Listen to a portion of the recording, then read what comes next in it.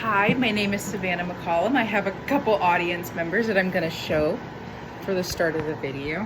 This is my mom. This is my fiance. This is my dog. Here we go. All right.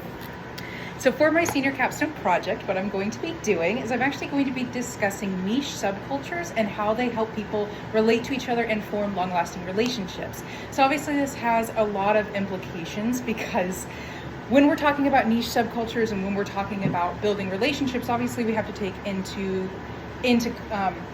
consideration environment and social structure and political affiliation, among other things.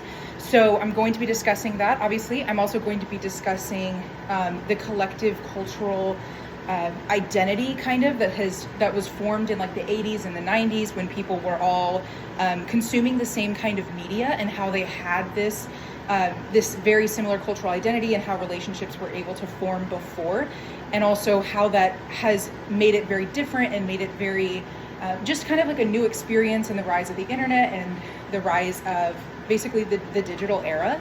And in this new era, how that has affected people's relationships, especially after COVID-19. So some of my talking points are going to include third places, so things like conventions, anime conventions that people like to go to and how they form relationships. I'm also going to be talking about how national identity in general shapes subcultures, so also like ethnicity. Some people who, if you're Asian and you come to America and you see other Asians, and that kind of starts, that's kind of like a capital for your relationship. It's how you're building and what you're going off of. We're also going to discuss how political affiliation shapes just the building of relationships. So also hiding identities if you come from maybe more of a conservative family and you don't want to talk about your identity.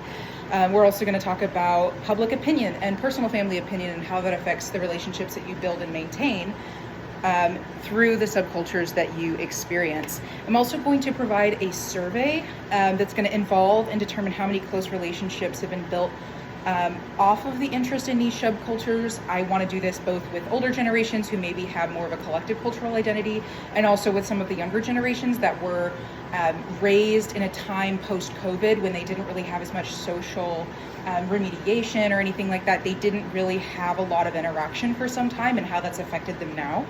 And then the types of subcultures that will be included are stuff like fashion, stuff like different forms of media, so video games, consoles, PC games, movies, TV shows, books, radio, podcasts, that sort of stuff. There's lots to go over. And of course, like with the different target audiences, radio, podcasts, these are going to be kind of more for an older generation. So this is what I'm going to talk about this semester, and I will provide all of the research in the following weeks. Thank you.